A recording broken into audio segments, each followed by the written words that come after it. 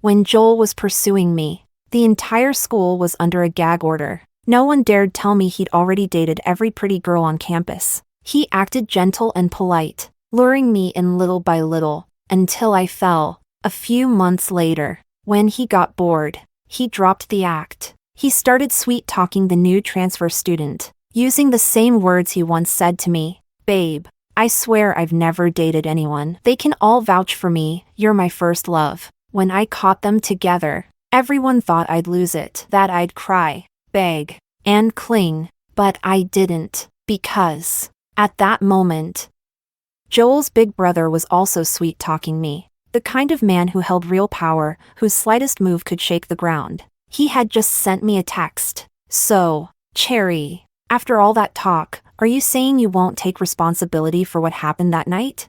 Chapter 1. I rushed into the restaurant where I worked part-time, and ran into Joel. Unfortunately, he wasn't alone. Besides a few of his close friends, there was a stunningly beautiful girl by his side. This was the second month of Joel's silent treatment. We hadn't even been dating 6 months. It was obvious, he was tired of me. Distant, cold.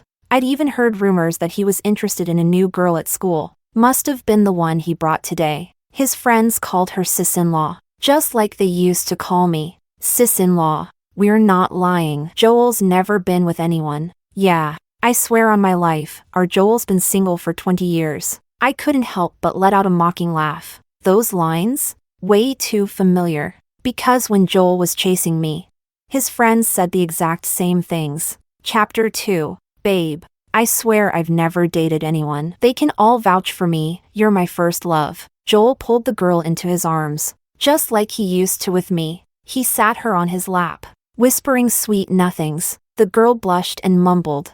Of course your friends would defend you. They're your buddies. Then what would make you believe me? Should I swear on it? If I'm lying. May lightning. Before he could finish, the girl quickly clamped her hand over his mouth. Don't say things like that. I believe you, okay? Aw, you're worried about me. Joel grinned smugly. Then, give me a kiss? The whole table erupted in cheers. Blushing hard, the girl leaned in and kissed him. Joel cupped her face and kissed her deeply in return. Amid all the laughter and teasing, someone suddenly called out in panic. Cherry?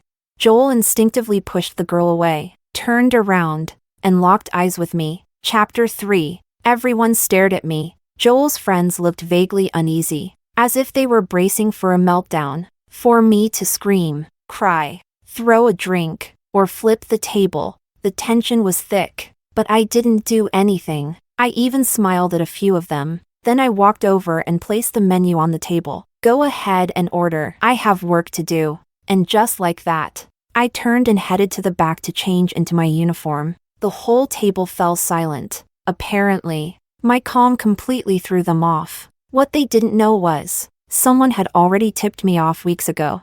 Back when Joel first started getting distant, he was always a flirt. A spoiled rich kid with zero discipline. The gentle, respectful Joel who claimed he never fooled around with girls?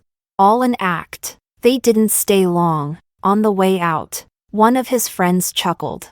Thought Cherry would explode after seeing that. She was way too calm. You think she's planning something big? Whatever. Let her. Joel, clearly bored, scoffed. Please, is there a woman or problem money can't fix? Damn. Careful, man. If your big brother hears about this, he'll bring out the family rule book on you again. Joel frowned. I'm begging you, stop bringing up my brother. Guy lives like a damn monk. Just 'cause he abstains doesn't mean I have to. Still, he really hasn't been with anyone all these years? I've never seen it. TSK. What a waste of that face and body. I stood from a distance, smirking. That face and body really were incredible. But a waste? Not quite. Chapter 4. Joel's parents died young. It was his older brother, Noah, 6 years his senior, who raised him. Big brother and father figure. Joel both respected and feared him. When Joel and I first started dating, we once ran into Noah during dinner. It was near Chinese New Year. He added me on WeChat and sent me a very generous red envelope. I politely thanked him, and that was it. No further contact. Until the night before last. I slept with Noah, while Joel was busy cuddling the new girl earlier. Noah had been texting me. I replied at first, then stopped. The last message he sent me was, "So, Cherry, after everything you just said, you're really not going to take responsibility for that night?" Chapter 5. After changing out of my uniform, I was getting ready to clock out. Standing at the sink, a headache crept in. Maybe Noah acted out of drunken impulse. But me? I had selfish motives. People shouldn't act on heat-of-the-moment desire. It always ends in disaster. But what I didn't expect was Noah saying that word, responsibility. What a ridiculous term. Joel called every girlfriend his first love. He discarded them like trash once he was done. And now his brother wanted me to take responsibility? I pulled out my phone and typed a reply. I don't need to take responsibility. The chat box showed typing for a long 30 seconds. Then Noah's message came through. "But Cherry, it was my first time. I need you to." My brain went blank. Like something had exploded in my head. Chapter 6. I deleted Noah from WeChat. Blocked his number too. When I got back to the dorm, Joel was outside, walking his new girlfriend back. They flirted for ages downstairs before the girl finally went upstairs, clearly reluctant to leave. As I passed by, Joel, who had been about to leave, suddenly called out to me, "Cherry." I thought about it. "There's something I want to say." "Go ahead." "Back then, I really did like you. But I heard you're not into rich boys like me. So I lied to you." At least Joel was being honest this time. I gave a small laugh. Thinking of that absurd night with Noah, the resentment and heartbreak I'd felt toward Joel mostly faded. "Don't bother. Let's end this for good. Cherry, I truly did like you." He slipped back into that familiar, affectionate tone. "Out of all my girlfriends, you were the one I cared about the most. The one I chased the longest. The one I stayed with the longest. I just got a little bored. I didn't mean to break up." "Enough. It's over." I cut him off. "I'm going back upstairs." Joel frowned and, reeking of alcohol, stepped forward. "Cherry, you're not even angry today. Not jealous either. I'm starting to wonder, did you even like me these past few months?" I gave him one last look, without answering. Joel would never know. That when he started ignoring me. When he didn't even bother pretending anymore. When someone whispered the truth in my ear, that I was never his so-called first love. That he had dated almost every pretty girl on campus. I cried a lot, and my heart shattered over and over again. If I hadn't loved him, how could it have hurt so much? But Joel, he didn't deserve to know. He didn't deserve to know that I had truly loved him once. Chapter 7. It was Saturday afternoon. I was working a shift at the restaurant. Suddenly, the manager came over. "Cherry, someone's here to see you." I glanced outside and saw Noah's car. For a second, my heart nearly jumped out of my chest. I put down the tray and ran out. Noah's car was way too eye-catching. No wonder the manager was suddenly being so nice to me. The restaurant was close to campus. If Joel found out, but then I thought, why was I the one who had to be afraid? When Joel was off playing games, did he ever think about whether I'd find out?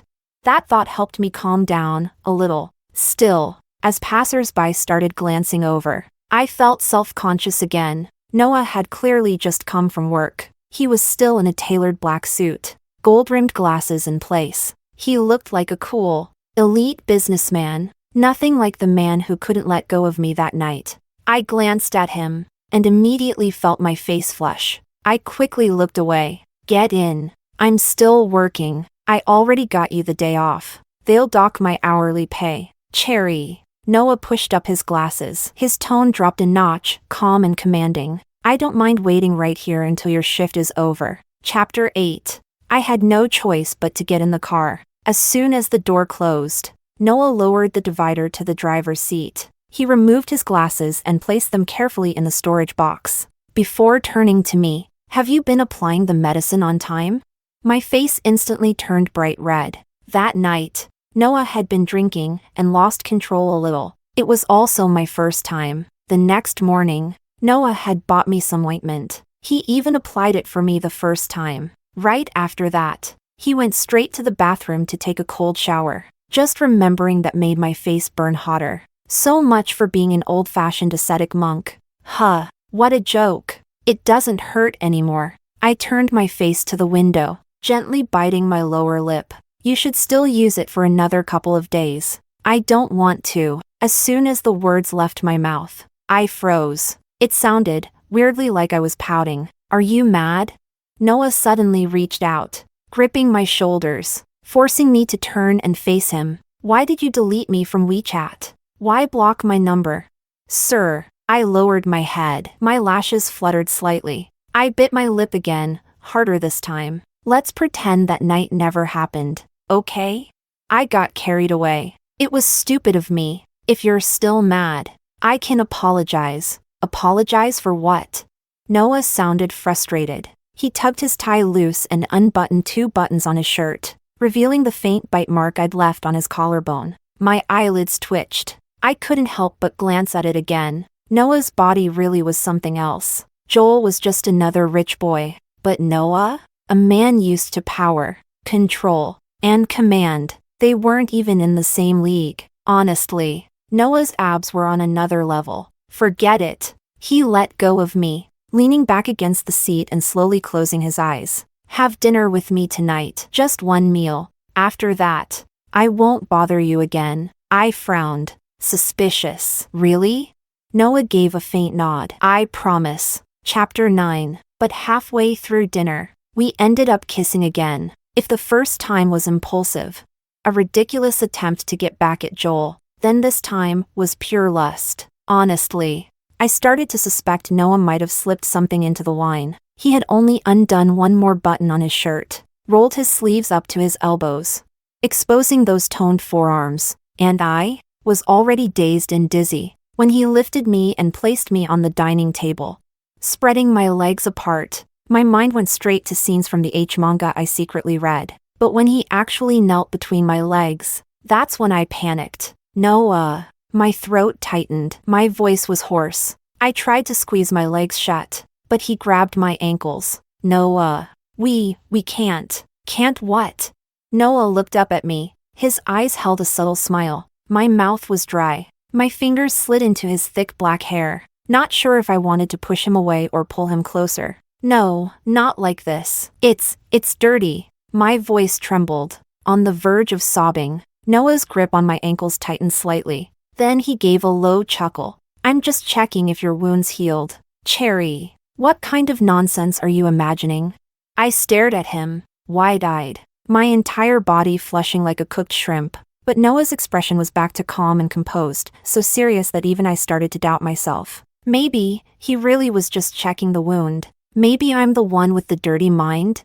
While I was distracted by that thought, his long fingers slid my underwear down without warning. Chapter 10. I raised my hand to cover my face. Still, I couldn't help biting my lip and peeking at him through my fingers. The restaurant's warm light spilled over him, like moonlight over rolling hills. From this angle, I could only see his lowered gaze and sharp, defined nose. His hands tightened on my ankles. I bit down hard on my lip, letting out a soft, embarrassed gasp. The room was so quiet. Even our breathing echoed in the air. And then, voices suddenly came from outside. Is my brother in there? Sir gave orders not to be disturbed. Even me? Yes. Joel's voice rose above it all. Brother. I froze, panicking. I instinctively glanced toward the window. Through the sheer curtain, I could make out the silhouettes of Joel and the house staff outside. But, could he guess what was happening in here? The tension made me tremble all over. Noah. I couldn't stop my husky whisper. My heart pounded. My head spun. Noah suddenly lifted me off the table. Looks like it's healing nicely. I blinked up at him, dazed. Noah? But his lips were already crashing down, hot, urgent, unstoppable. At first, I was flustered and afraid, pressing my palms against his chest to resist. But at some point, my arms had looped tightly around his neck. Outside, Joel was still calling out louder and louder. I shrank into Noah's arms, nervous. Don't worry, I'll handle him. Noah kissed me gently, then walked out. Soon, the outside quieted. I sat limply on the table, my body slick with sweat. Only then did I realize I was completely soaked. Noah returned quickly. Cherry, stay with me tonight?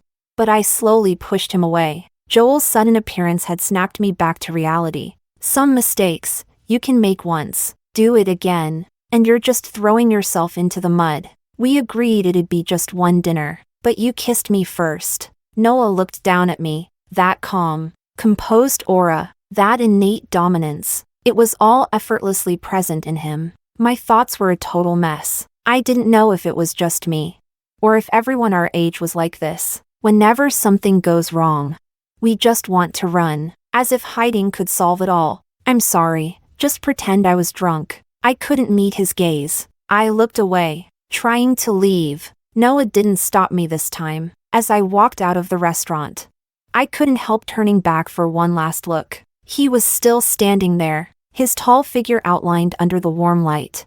Looking inexplicably lonely, my chest ached a little, but I turned away and walked away. Noah was Joel's older brother, and I dated Joel for 6 months. Now, after everything with Noah, I took a deep breath. This has to end. I can't keep living in this mess. Chapter 11. Noah was a man who kept his word. After I walked away that night, he really didn't reach out again. I continued working part-time at the restaurant like always. The manager asked me a few times, but I never said anything, so he stopped asking. Joel didn't stay with that last girl for long either. Within a few days, he had someone new. This time, the girl looked very young, sweet and quiet, a bit timid. It was easy to tell. She probably came from a tough background like mine. Joel seemed to notice it too, so he acted extra gentle, soft-spoken, even a little shy, like he was scared of scaring her off. At first, seeing him like that would throw me off a little, but then I'd just find it ridiculous. Joel would never understand. What's won through lies is never real. Sooner or later, it'll fall apart. A man like him will never deserve real love. Still, watching that girl made me think of myself back then. I couldn't help but feel a little sympathy. So, when she went to the bathroom mid-meal, I quietly stopped her. Do you need something? She looked at me, confused. Joel's pursuing you, right? Her cheeks flushed. She nodded shyly. Did he tell you he's never dated before? That you're his first love? But she shook her head. No, he said he'd been in one relationship before. Why are you asking me this? She looked a bit wary. Do you like him or something? I shook my head. I've just seen him bring a lot of girls here. Thought I'd warn you not to fall for his lies. She was about to respond, but her face suddenly changed. Joel. She looked past me, then quickly ran forward and clung to Joel's arm. What were you two talking about? That waitress said weird things to me. Do you know her? Joel probably shook his head. Then why would she say she's warning me? That I shouldn't fall for you? I froze, then laughed at myself. Respect others' paths. Don't meddle in their karma. Why can't I seem to remember that? Maybe she's into you, Joel, trying to stir things up on purpose. You go back inside. I'll talk to her for a bit. The girl obediently left. Joel walked up to me. He leaned casually against the wall, smiling faintly. Just like he used to when he was chasing me. Jealous. Huh? He reached out, trying to pinch my cheek. I dodged him. I didn't want to talk. I turned to leave, but Joel called after me again. Cherry, lately, I've been thinking about you. I think you want to get back together too, don't you? Otherwise, why would you talk to her? You're overthinking it. I just didn't want to see another girl get played like I was. Joel chuckled. No need to be embarrassed about it. Cherry. I laughed too. Think whatever you want. I've got work to do. I'll wait for you to get off shift. I ignored him, but when I finished work and walked out of the restaurant, the first thing I saw was Joel, and right beside him stood his older brother, Noah. Chapter 12. Joel stood in front of him, completely deflated, like a schoolboy waiting to be scolded. Noah didn't even need to speak. He just stood there, expressionless. And the pressure in the air was suffocating. My heart skipped a beat. This Noah, so cold and commanding, felt like a completely different person from the one who gently applied my ointment, who carefully checked on my wounds. I turned, trying to sneak away, but Joel saw me first. Cherry. He walked over, grabbed my wrist, and pulled me toward Noah. Big bro, what I told you earlier, it's all from the heart. Noah's voice was calm. Aren't all your relationships from the heart? This time is different, Joel insisted. Panicked. I still like Cherry the most. Noah looked straight at me. Cherry. You tell him. I didn't dare meet his gaze. I just stared at my toes. I don't like him. I don't want to get back together. Cherry. Joel immediately tensed, but Noah's voice grew even gentler. That's enough. Stop shouting. You're scaring her. Big bro. If she said no, respect that. Don't harass her again. Joel opened his mouth, wanting to protest, but Noah's voice turned cold. What? You're not listening to me now either? Let her go. Joel had no choice but to release me. I instinctively looked at Noah. Big brother. I'll head back to campus. It's late. I'll have the driver take you. No need. It's not far. I'll walk. Noah didn't say anything more. I exhaled quietly in relief and quickly turned to leave. As I neared the school gates, a message popped up from an unknown number. Cherry. This isn't over between us. I sucked in a cold breath. Joel's upbringing had made him arrogant and entitled. Refusing him again and again probably only made him more obsessed. I wasn't afraid of him, but if he kept pestering me, it'd become exhausting. After all, I was just a regular college girl, still working part-time to cover my expenses. While I was stewing in frustration, I suddenly saw a familiar car parked by the gate. It was Noah's. All the anger I'd been bottling up suddenly snapped. I walked straight over, climbed into his car. I didn't ask where he was going. He didn't ask where I wanted to go. The car drove in silence for a long time. Then Noah lowered the privacy divider. He reached for me, pulling me into his lap, and kissed me. Hard, fierce, unstoppable. I struggled at first, but soon melted under his touch. His fingers tangled through my hair, pressing against the back of my head. The kiss deepened, until I could barely breathe. Only then did Noah pull away. Still hurt? My face burned. I turned away, looking out the window. What? There. Does it still hurt?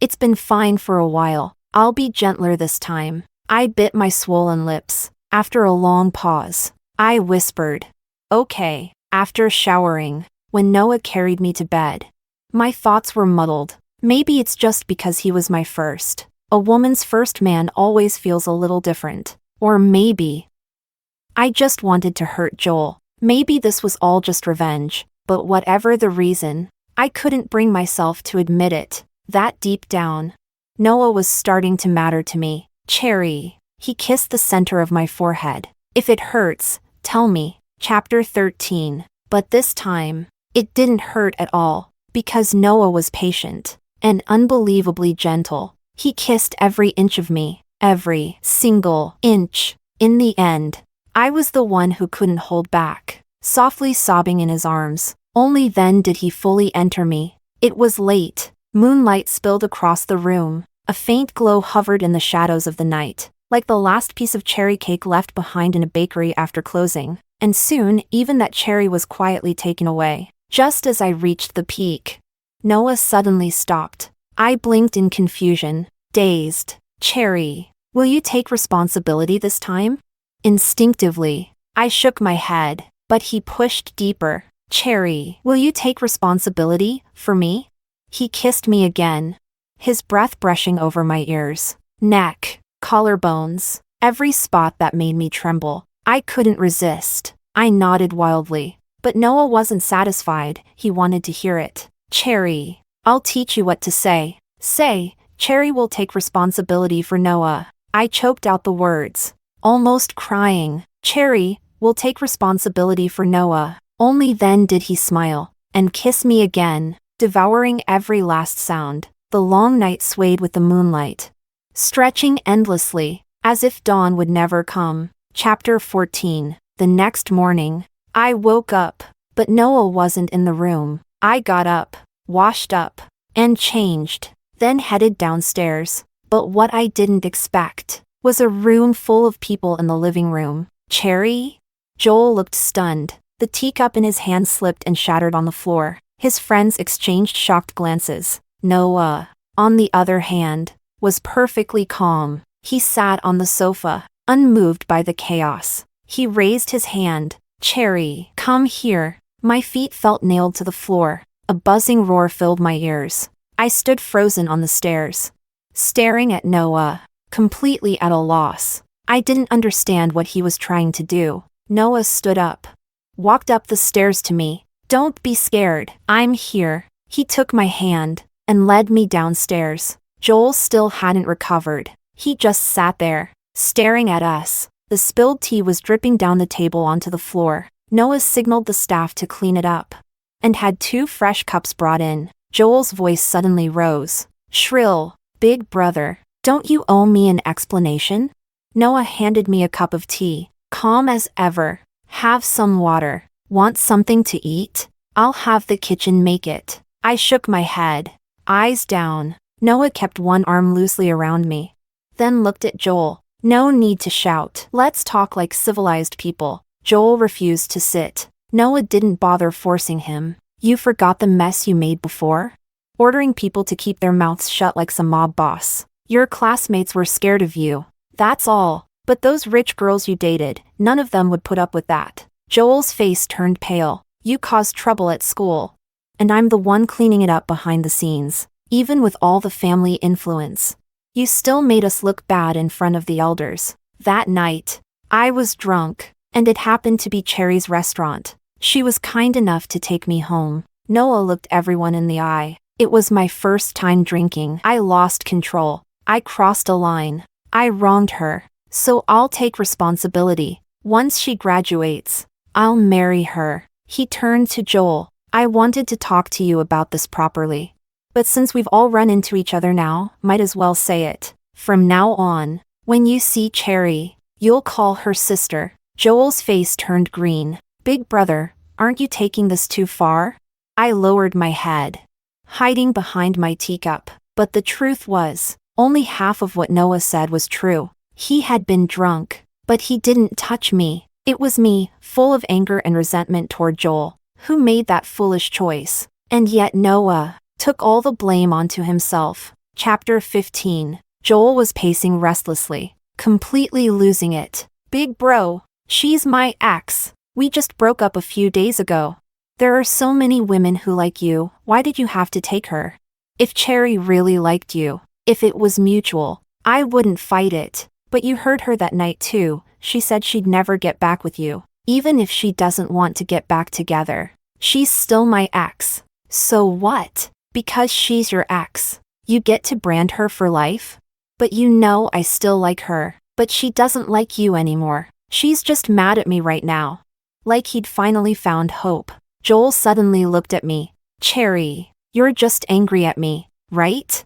I'm your first love, your first man. Don't tell me you've really moved on. I let out a long breath. In the end, I decided to tell the truth. Noah was trying to take all the blame, but I couldn't just stand by and pretend. Joel, when I first found out you lied to me, yeah, I was angry, deeply hurt. That night, when I ran into your brother drunk, I was worried at first, so I took him home. But everything that happened afterward was my choice. Don't blame him. If you're angry, be angry at me. Joel looked like he'd been struck by lightning. What are you saying? You initiated it? Yes, I did. I stood up slowly, forcing a smile. It was childish. I know. I hated you so much, I wanted revenge. Then I turned to Noah, meeting his gaze. Noah, about that night, I owe you an apology. I took advantage of you. It wasn't your fault. You don't owe me anything, and I never wanted you to take responsibility for it. I forced another smile. Also, I don't want to get married so soon. So, about what you said earlier, let's pretend it didn't happen. And with that, I turned to leave. But just as I did, Noah grabbed my wrist. Cherry, he said gently. If a man is truly drunk, he can't do anything. My eyes slowly widened. Noah?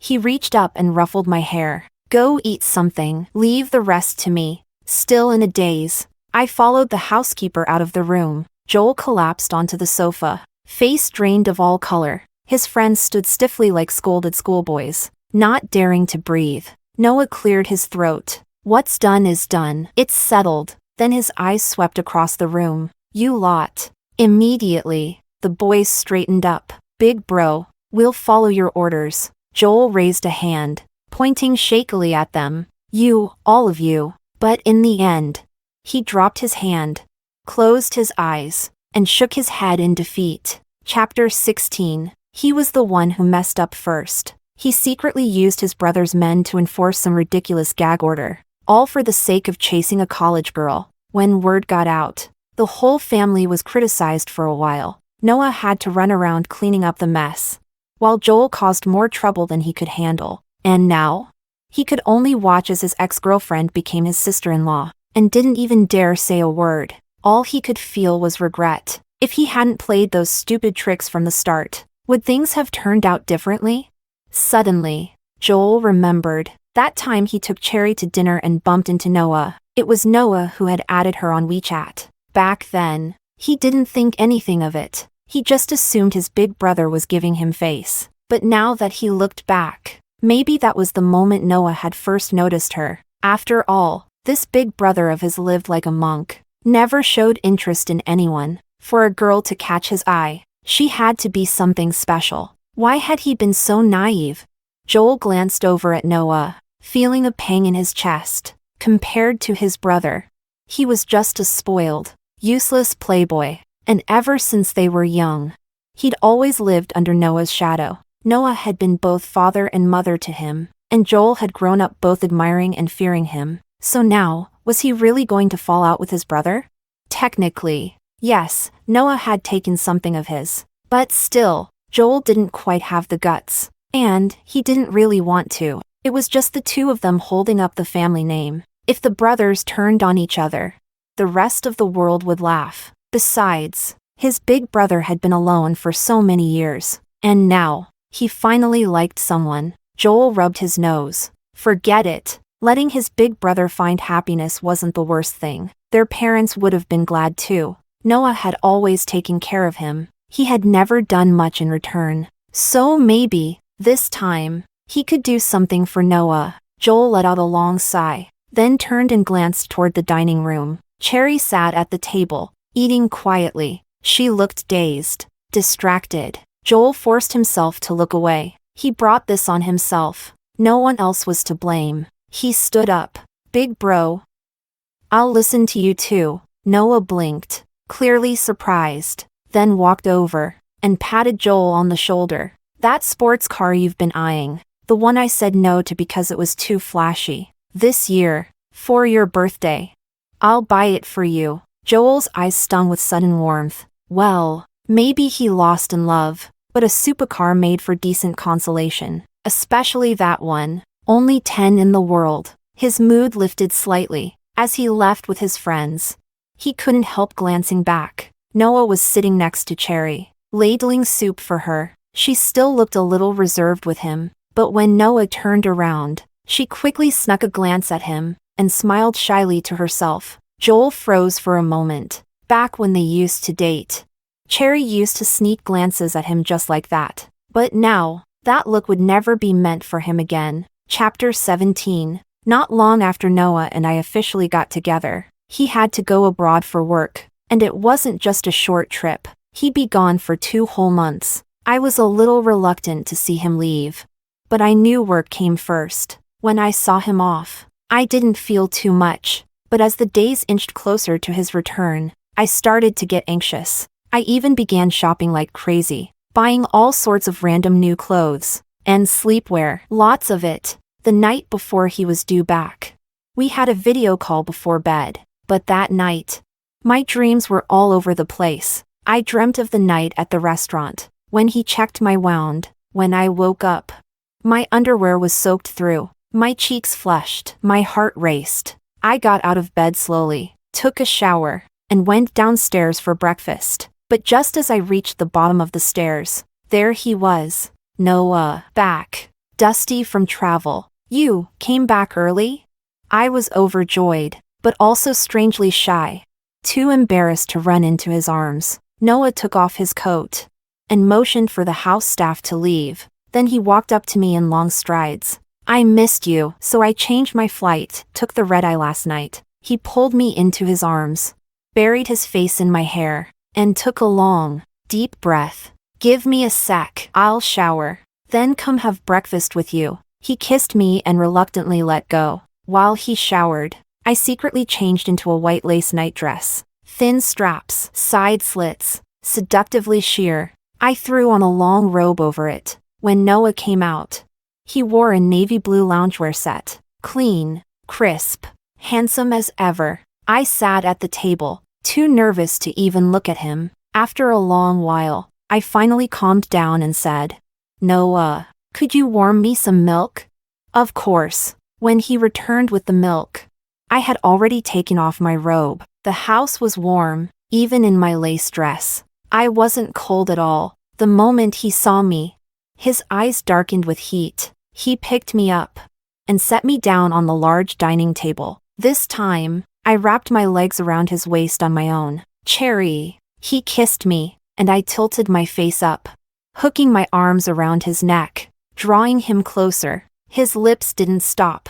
They traveled downward, from my jaw, to my neck, to my collarbones, and further. Then, just like that time, he dropped to one knee. My breath hitched instantly. My fingers slid into his thick black hair. But this time, I didn't push him away. I pulled him closer. The lace hem of my dress brushed against his sculpted cheekbones. My slender neck arched back, forming a graceful curve. Outside the house, snow began to fall. Noah looked up at me, eyes full of smoldering fire. You really do taste as sweet as cherries. Cherry.